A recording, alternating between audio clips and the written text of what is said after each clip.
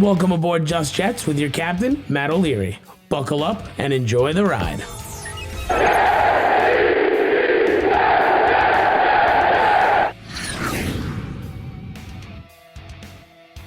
Hello and welcome to Just Jets episode number 118. What's going on? I am Matt O'Leary, going to be hanging out with you, talking our New York Jets as always, because what the hell else are we going to do on this fine start to our week?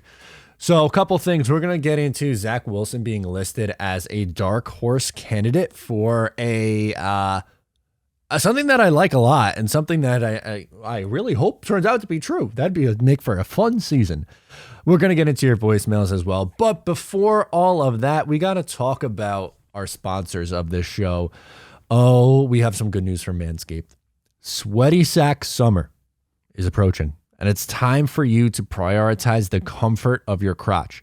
That's why the kings of crotch comfort, Manscaped, have spent 2 years designing the most comfortable boxer briefs out there. I had the honor of testing out these new boxers, and I can say it's the softest fabric of any underwear. They're really comfortable. I love them. So breathable that it's like gills for your groin. They even trademarked the jewel pouch, so you know it's serious. I think it's time for you to invest in your family jewels. So let your bulge breathe and get 20% off and free shipping with my promo code JETS20. They're super comfortable. They sent me the last one, version 1. That was great. Then we got version 2, and they somehow made it even better. Check it out. JETS20 at manscaped.com will get you 20% off and free shipping. Get yourself something nice.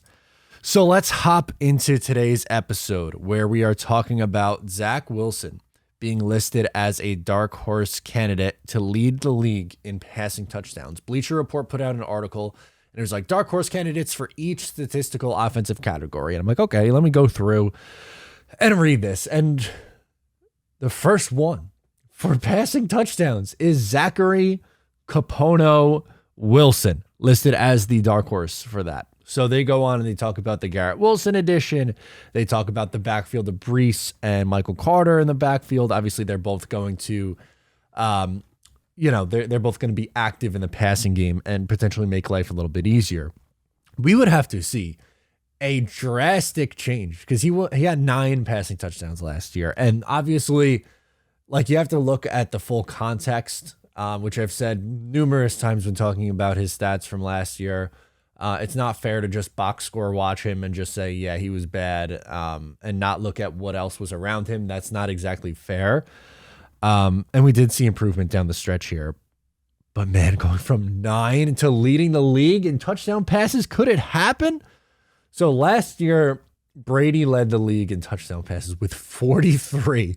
So, it's so hard for me to think of a world where a Jets quarterback is throwing for 40 touchdowns in a season. Like, can your brain compute that? Because like I said, I'm having a hard time with that because in my lifetime, haven't seen that great quarterback play. Ryan Fitzpatrick's 2015 season is probably the best quarterback year that I've ever seen.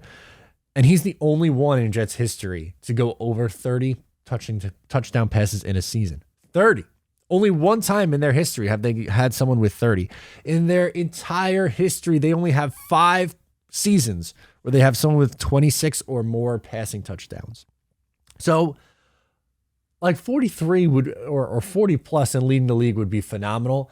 I would love that. I would be thrilled with that for obvious reasons. And I obviously am going to say pump the brakes on that. Don't go into the year with that expectation, but like, can we set a reasonable number?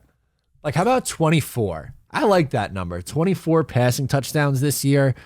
I think that's a solid middle of the pack kind of jump forward. And again, he was 9 last year. It has to be higher than 9. You can't be. I think 20 is like the floor for me. And this is under the assumption that he's playing a 17 game season. Man, get that number to 24. That'd be pretty nice. I would sign up for that. Middle in the mid 20s, I think would be a really nice number. And again, I think we have to see the full context of his 2022 season, the sophomore season. And we know that they're going to be a run-first offense. So if there's a way where they are a top half of the league offense and Zach throws like maybe it's 20 touchdowns flat, you could live with that if they're putting up points and they're a productive offense. Again, there's so many variables here.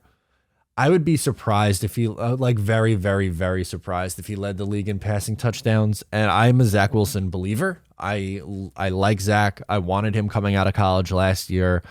It's not impossible to see a drastic change in passing touchdowns from year 1 to year 2.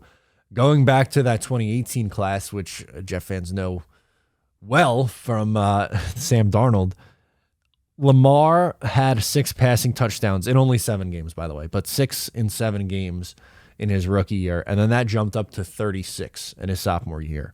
Allen went from 10 to 20, and we obviously know what he did in year 3. It was an even bigger jump forward. So Allen doubled his. Wilson doubling his would get him up to 18. I would like it to be in the 20s. I don't think that's asking too much if we're under the assumption that he is playing a full 17-game season. The number has to be over 20. It does. I want to see, like, I don't know, man. Can we just watch our quarterback look functioning? That's not too much to ask.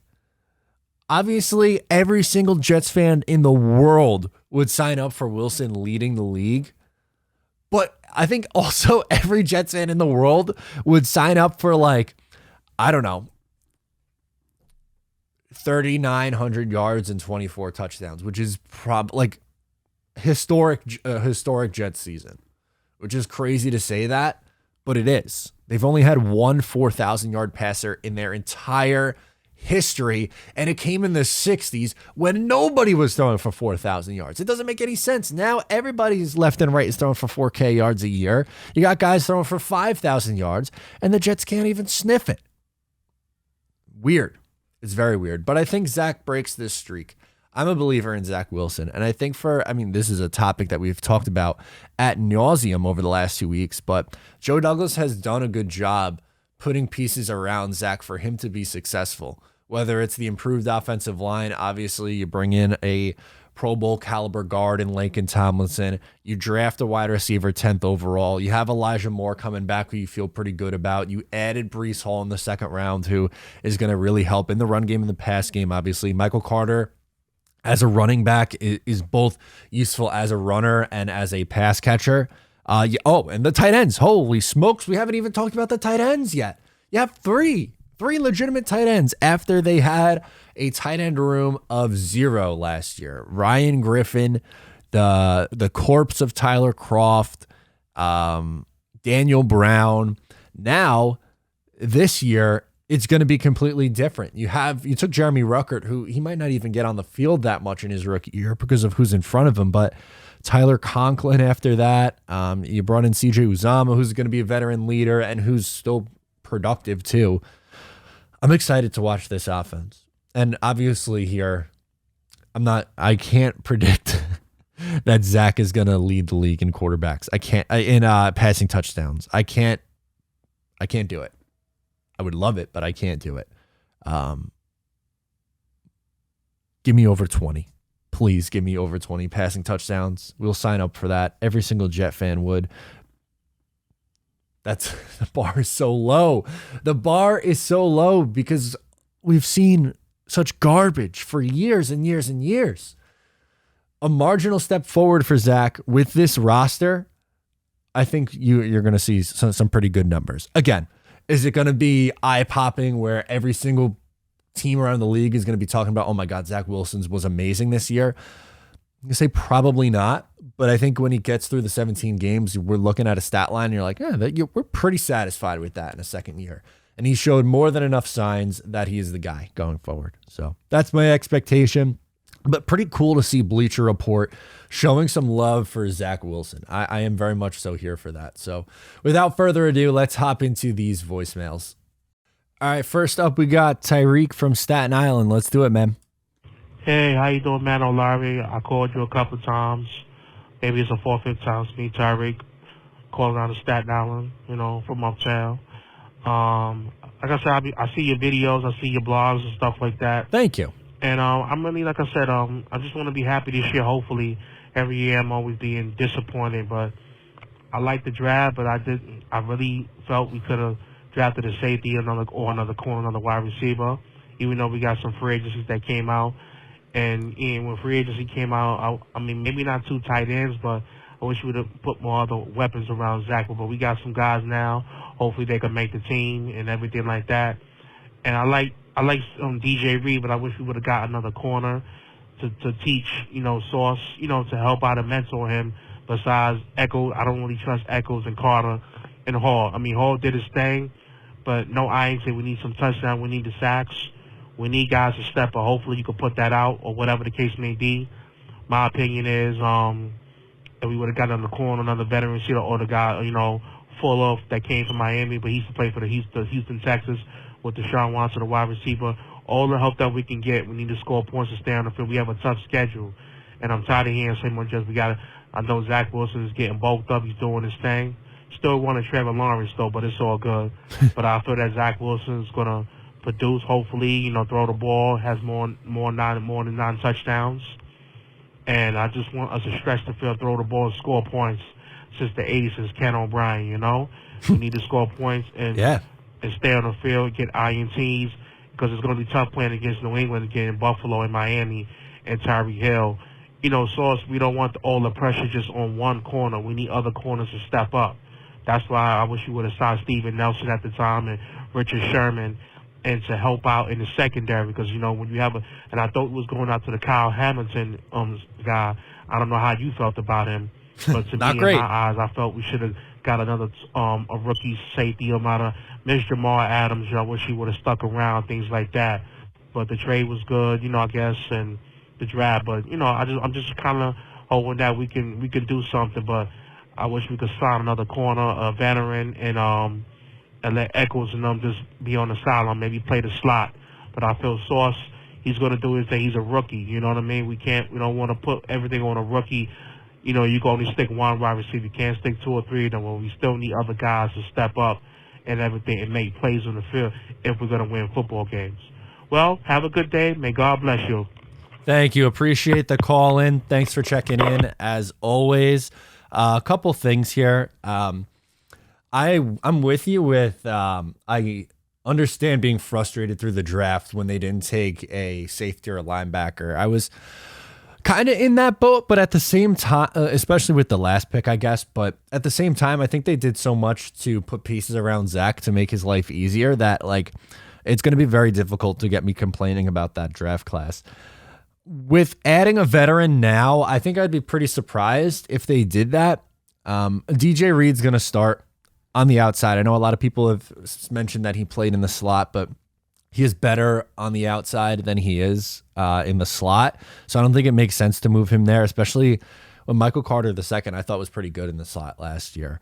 And it's going to be obviously Sauce on the other side. I don't think we're going to see too much of Echols and Hall unless there's an injury or if there's 4 wide receivers in the field, then one of them will come on. But with Richard Sherman, I don't know if you're going to get him to come here at this point in his career. I mean, he's only played 10 games in the last 2 years. He hasn't been on the field a lot. The veteran that I would have looked to add was maybe someone like Joe Hayden. I think he could still play. I know he's older, kind of a similar age to Richard Sherman, but with Hayden, at least he's pretty good in zone still at this point, and he would be that veteran to take a guy under his wing. But I think Sauce is going to be more than fine. I don't think he necessarily has to have that kind of veteran. And like Reed, even despite being still pretty young, he's been in the league for a while now. And Robert Saleh is a defensive coach first before becoming a head coach. So I am more than fine with their cornerback room at this point. I don't think I'm adding anything there. But appreciate your perspective. We're going to go up to Nick calling in from DC, and he wants to share his Jets fan story and then a fun little game. Ooh, okay, let's do it.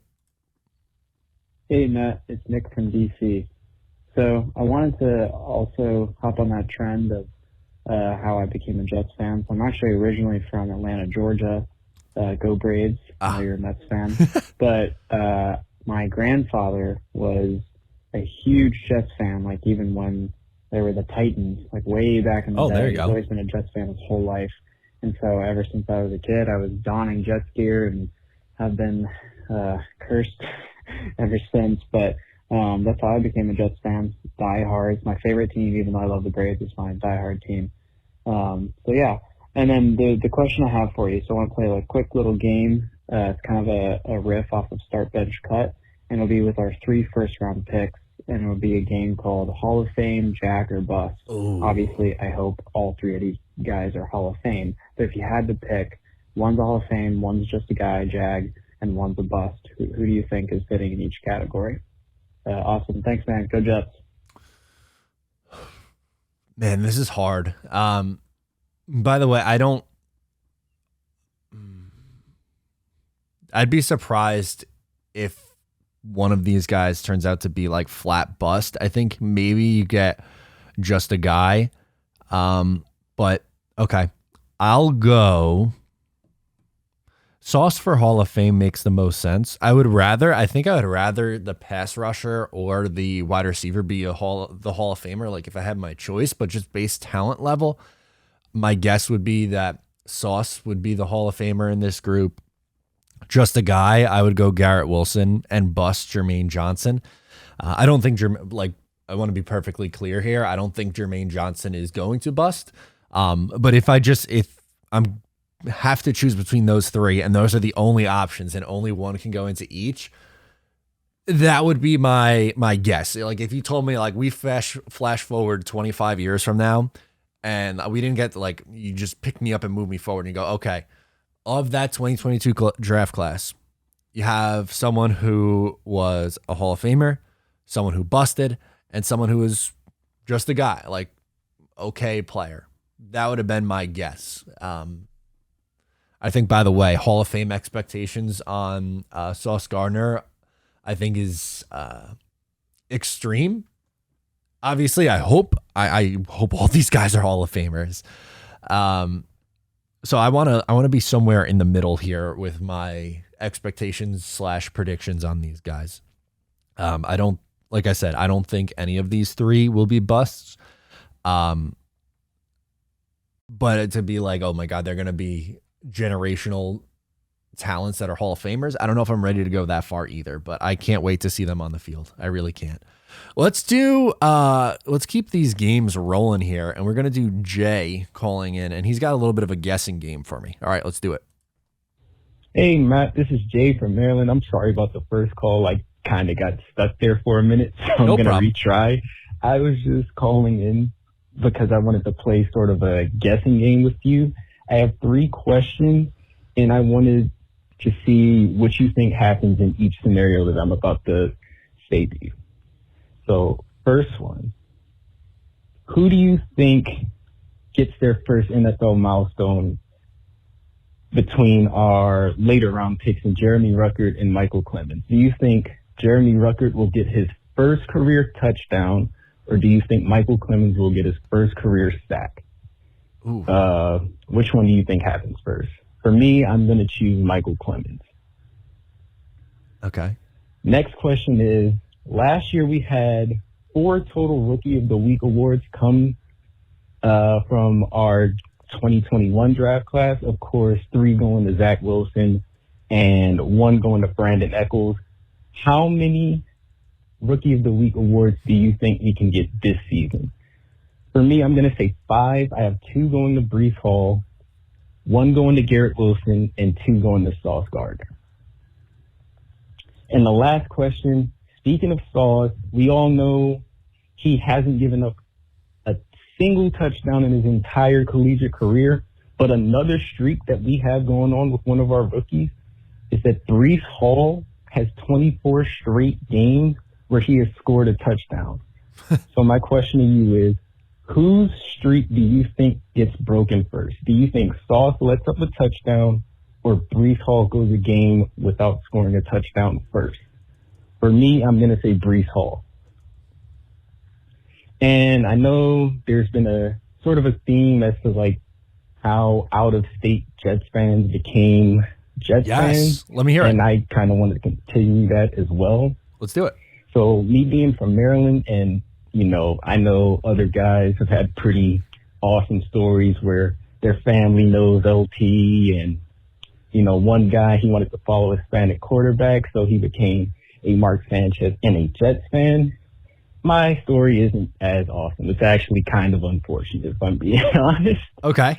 So when I was 4, I got my first Madden game, which was Madden 02, and my favorite color at the time was green. So I just kind of picked the first green team I saw, and that just happened to be the Jets. Oh, no. One of the biggest regrets of my life, if I'm being honest. But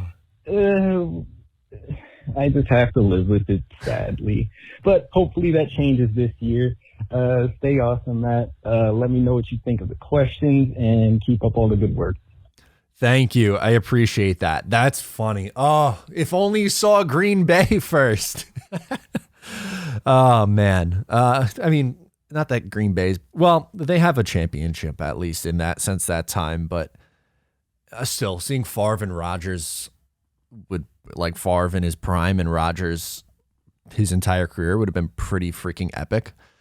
But man, kudos to you for sticking with that, by the way, because I feel like, I don't know, you were young, you were 4 years old, but you stuck with the Jets. They were your team ever since then. That's awesome. I'm glad you're still here, and you're going to be here on the up and up. So let's get through these 3 questions. These are interesting. For the Clemens sack versus Ruckert TD, the Clemens sack is probably more likely to come first because of the heavy rotation on the defensive line. And the 2 guys that are going to be in front of Ruckert. So I'd probably agree. I would take that one also. For Rookie of the Week, are the Jets fans going to be able to rally around and vote as much as possible?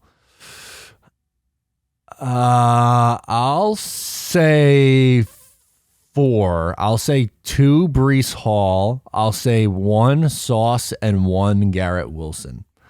And then the last one, which streak ends first, a Sauce touchdown or Breece no TD? I'm going to say Breece no TD also. Now, I think Sauce will allow a touchdown this year. I think that is insane to expect that streak to continue. I think Sauce is going to be very, very good this year as a rookie. But the no touchdown streak is going to be very difficult to continue as the jump in competition. And same for Breece. I think Breece is going to have a very good year. But I think there'll obviously be some games where he doesn't get in the end zone. So I'll take Breece no touchdown comes before Sauce allowing a touchdown. That would be my guess. But really interesting questions there. I love it. Let's do Rez in Pennsylvania. He wants to get into the Buffalo Bills. Cool. Let's do it. Hey, Matt, what's up? It's Rez from Pennsylvania. So, intense schedule we got here. And at least in the first half, in my opinion. I think in almost everyone's opinion. And what I wanted to touch on was this whole Bills thing, right? And I get it. They're a tough team. Basically stacked. It's going to be hard to imagine us getting a W on them. But just as much hopium, I would say, that we have of beating Baltimore, who's another tough contender, in the first week, I think we could split with the Bills this year. And here's my take. The Bills have one issue, and that is their run game. You're not going to have Josh Allen continuously run 400, 500, 600 yards on the ground as a quarterback. You just can't. And in this offseason, in the draft, they have not addressed that position. So I'm pretty convinced with the secondary we have, the new secondary, my man Big Applesauce, I think there's a chance we at least make this competitive, at least. But I'm going to take the first matchup against the Bills as a W. But anyway, let me know what you think. And go Jets. Yeah, I don't know how much I agree there. James Cook, they took in the second round. Obviously, he's got to prove it, but taking a second round running back to me is investing enough. And let's look at the rest of their depth chart at the position and see if they can get anything there. You also have Devin Singletary. They have Zach Moss, Duke Johnson they brought in. I think they'll be okay. I think they'll be fine. The Singletary and James Cook, I think that 1-2 punch will be pretty solid. They like to throw a lot, and they also like to run Allen. But I do agree that I don't think they're going to run him as much as we've seen because I don't want to risk him getting hurt. I know that's part of his strength, but it gets to a point where you gotta be real careful there. He had 763 rushing yards. In 2020, he had 421, and 8 touchdowns. Like the rushing touchdown aspect of it is fine, but I don't think you want him rushing. I think you want more so of the 400 to 500 yard range than you do the 600 plus. I mean, 763 that's insanely high. Wow. He was their leading rusher last year. I don't think that's going to be the case again this year. I hope the Jets beat Buffalo. I am rooting for it. The Jets do tend to play them tough, which is a plus. Even in week 18, they were hanging tight for a while, but they ran out of gas, and Buffalo was too good, and the Jets were too banged up, but I hope they do. I really freaking hope they beat them because that'd be a nice little feather in the cap for this Jets team going forward. All right, we got a couple more. Shane is calling in from Jersey. He wants to talk depth. Let's do it. Hey, Mr. Matt O'Leary, how we doing? Shane from Jersey giving you a call today. What up? Today I kind of just want to talk quickly about some, hopeful optimism going into the season. Just like being around here, Jets fan, North Jersey stuff, you get it in New York too. We got to hear all the crap about how bad we are and stuff. And I totally get that, the papers or analysts think we're bad because we've been so bad for a while, which is respectable. But this season, man, with the depth we have, I just think it's going to write a whole different narrative and change everything for us. I mean, if you just look, going into week 1 next year, let's say everybody's healthy. Barrios was basically our wide receiver 1 last year for everyone else that got hurt. He's dropping down to our wide receiver 4. Our DN1 is back. Our other DN1, which was John Frankamara, really plays on the inside, so he's going back to his home. We have 2 corners who were not here last year who were very good corners. One was on another team. One was one of the best players in college football. Den room, for God's sake. I mean, I think Rucker, the best tight end we had last year, and he's our tight end coming right out of college. That's our a great starter point. was a key role player on the AFC Championship team. So, I don't know, man. I just really think we really can do, 8 and honestly even 9 wins if everything works well, injuries stay good. I'd be okay with 7 wins if, they're close.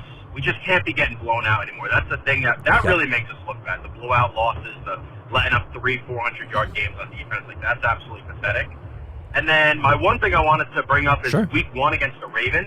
I'll tell you what, man, if we were to ever play them, I'd like it to be week 1 because that's who you're going to prep the most for. Usually have a normal week. This, you have the offseason to think about. Obviously not think about it every day with the preseason and stuff, but if you were ever going to play Lamar Jackson, I'd like to have as many weeks as possible to prepare for it. So going into week 1 with that's when I'd want to play him. I wish it was a layup too, but can't have it all. So I don't mind that it's them. I'd rather them than the Bengals or something like that. So yeah, man, that's my thoughts on the season and week 1. What are your thoughts on both of that? And yeah, man, love the show. Be good. Go Jets. Later. Yeah, I appreciate the check-in as always, Shane. Couple things that I wanted to get into what you were talking about here. We'll go with the Ravens thing first. That I've seen that point brought up a lot, and I think that's completely reasonable. And they usually do tend to have a couple of letdowns early on in the year. I want to see if I can pull up what they were last year, where the letdowns came in for this team, because it does. I feel like it does happen. They lost to Vegas in opening week of the year. I guess that was Vegas ended up being pretty good, but that very much so felt like a letdown game. Detroit almost beat them in week 3. But then in 2020, didn't they have a game early on in the year that they lost? No, not really. They lost to Kansas City, but that was a tough game. And then we'll do 2019 because, Oh, they steamrolled the Dolphins early on in the year. They lost to 2019 Browns. I guess that could count in week 4. But it's going to be extremely tough, Matt. It's not impossible, obviously, but the Jets are going to have to, in my eyes at least, overachieve in stopping the run in this game in order for them to win. But as far as it goes with the depth, I agree. I think they have significantly more depth now, which should make them more competitive. And I mean, you talked about it, man. There were so many games last year that they just weren't competitive in, and then they got blown out in. Week 2 against the Patriots, losing 25-6. Obviously, that was a rookie quarterback implosion game. Like, the defense was still pretty solid. The week 3 game, 26-0 against Denver, was that was one of the more unwatchable games that I've seen. And there's been plenty of unwatchable games. Tennessee, you won, obviously. Atlanta was pretty close. 54-13 against New England after the bye was awful.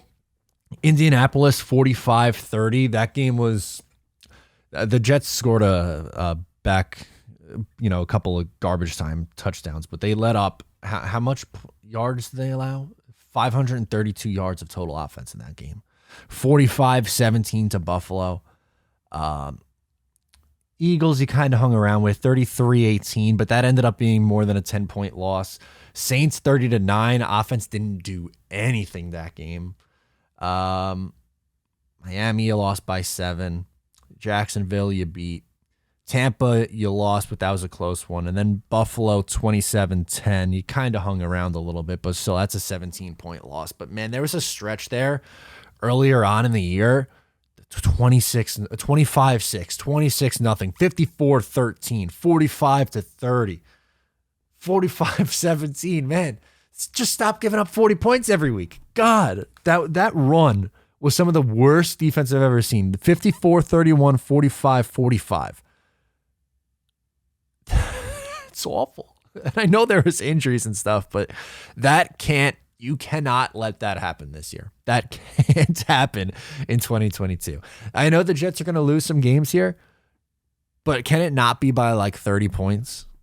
Can they keep them tight? Like, for instance, I'm not expecting them to beat the Green Bay Packers. I'm not expecting them to beat the Bills, but can there be some games where you lose in like in a shootout? Like that 2018 game against Green Bay. I feel like I talk about that one every week, but that was one of the more fun losses. Or the Tampa Bay game. I would have, we would all have loved to pull that game out. But if you're going to lose against a team with Super Bowl aspirations by 4 points and have it down right to the end, man, that would be fun. That would be really fun. Just, can this team please be a little bit more fun? We're going to close out with, who do we got? Dan in Georgia. He wants to go through record predictions. Okay, cool. Let's do it. Hey, what's up, Matt? This is Dan calling from Georgia. Love the show, and I just wanted to call in and give you a rundown of my record predictions for the entire NFL. So I ran it through a website. I manually picked each matchup. If I thought it was really close, I gave it to the home team. So okay, this is the records I got. So for the AFC West, I have the Chiefs going 12-5, the Raiders going 12-5, Chargers going 11-6, Broncos going 11-6. I would not want to be in that division. Next, I got the AFC South. I got the Colts going 10-7, winning that division. Titans 7-10, Jags 4-13, Texans, yikes, 2-15. For the AFC East, I got the Bills running away with it, 15-2. I got Dolphins coming in at 8-9. I got the Jets coming in at 8-9, and I got the Patriots in dead last in the division, 7-10. So next, I got the AFC North. I got the Bengals repeating, 13-4.